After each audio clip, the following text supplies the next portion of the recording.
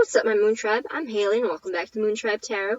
I am doing things a little bit differently. There's a channel update on my wall. I am no longer going to be addressing directly who the videos are for from now on out, and I will explain why. I have already actually made a channel update. You can go watch it, but you will know at the beginning of the video who this is for, because I know at the end of this video, but I don't know right now. The reason why I'm doing this is because I found that I'm incredibly biased when I do my own readings, and I will sometimes pull multiple cards that I shouldn't be pulling, and I needed to give myself a clean way to do this in which I won't be biased. So I do the reading, and then I pull the card. I don't know what this is yet, but I pull the card for the star sign, then I do the deck, the reading, and then I read it, and then I reveal at the end to get rid of that bias. So that is what I'm going to be doing now.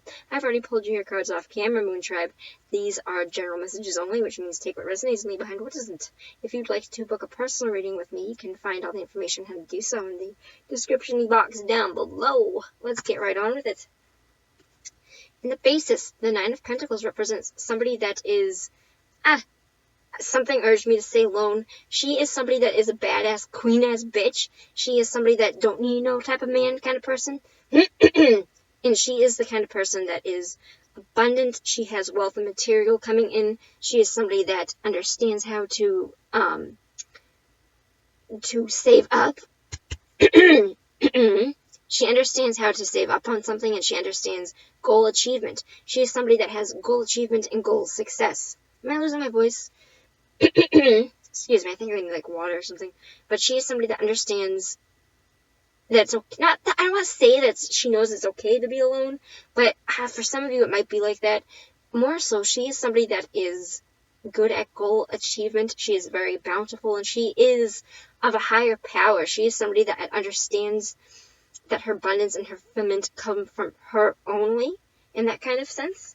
The desires is strength, and strength is literally that you want courage. You want the strength to overcome your shadow work, because I feel like there's definitely, I'm going to read this first. This came out against you. We have the Tower moment, which represents that there was a situation that kind of came crashing down. It might be during the month of February, but it would probably be it would be about a choice or about romance.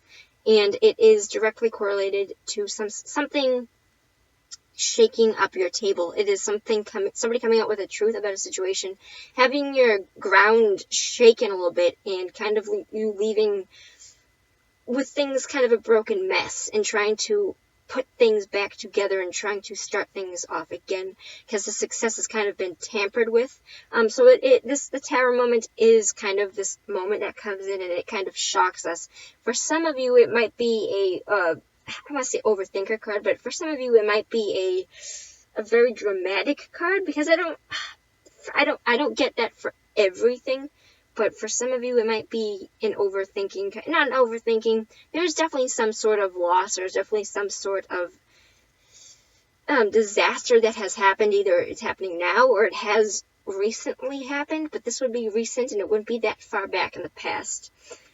Whatever this is, you are working towards it. You are working to unblind yourself towards something, because this Eight of Swords represents, this is what's going for you. So I feel like, okay, the Tower moment happened, and even though that is going against you, I feel like you are actually using that to remove the blindfolds. So often in life, when we are crossed with a situation that we can't see through because we have trapped ourselves into it, oftentimes the Tower moment comes in to either get us to realize things aren't as what they seem, or that to force a new perspective because we cannot by ourselves, or to put us on a new path because we are following one that is not meant for us, or we are staying on one that wasn't meant for us forever. So it's kind of that kind of moment, and it's definitely about big choices. The outcome is the Lovers, and the Lovers in this deck, more or less, it can be romantic, and I will kind of read it with that, because it's not 100%, it doesn't really say that in the book. It says it is more so about big choices. It is about a couple, it is about a pair, but more so it is about the choice. It is about a big choice in something, and because it did come out in a relationship spread, it represents that you need to make a choice about this situation. I feel like you are being put on a path where you had been blindfolded to something about this for a time.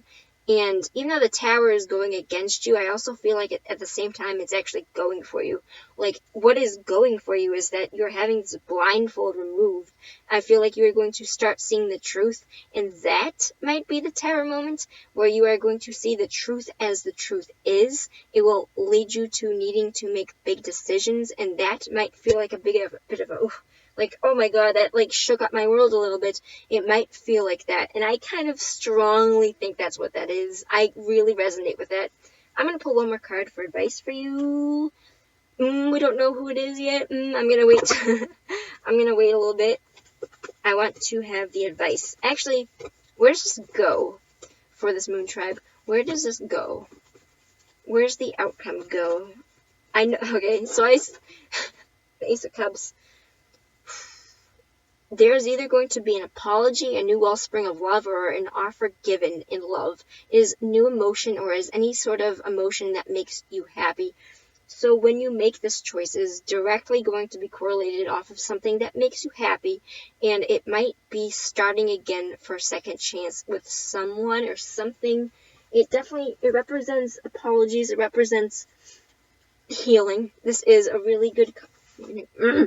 It is a really good card to indicate that there's healing coming to you, that there's healing that is imminent. So what happens when you make the choice is that love comes in, or some sort of, I don't want to just say like, oh, happily ever after me, but for some of you, there might be a renewal here with somebody or something. There is definitely going to be some sort of emotion given when you make this choice. For a lot of you, I feel like you're going to choose this person. I feel like that is what the choice is going to be. I feel like, you know what, let me read what the tower says when it's reversed.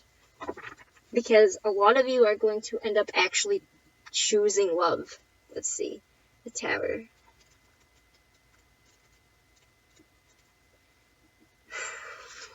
Okay, so there's going to be two ways that I would like you to read this. It's going to resonate for half of you, and the other half is going to resonate for what I'm about to say. So what I just said is going to resonate for some of you, and this is going to resonate for the rest of you. Am I hitting the destruct button on some area of my life? Do I seek out or create needless drama as a form of distraction? Didn't I say that at the beginning, where this is almost like a drama card? And I didn't really want to like say that, but I felt that really strongly. I did, didn't I? Or it might not have been in this video, actually, but it might have been. So it's either that you are blinded to a situation, and you're coming out and you have to make a choice about something. It's probably going to be romantic related.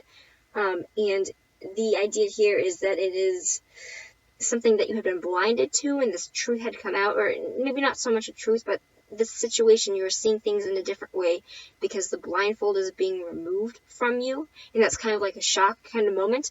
And for the rest of you, it is going to be a moment where, but I do see you resolving it, I do see you overcoming it. But for a lot of you, it's going to be this anxiety spread of, I feel like you are hitting the self-destruct button on a lot of things, on a certain aspect of your life. It's probably relationship-based, but having the Eight of Swords here makes me feel like this is a situation in which it's in your head.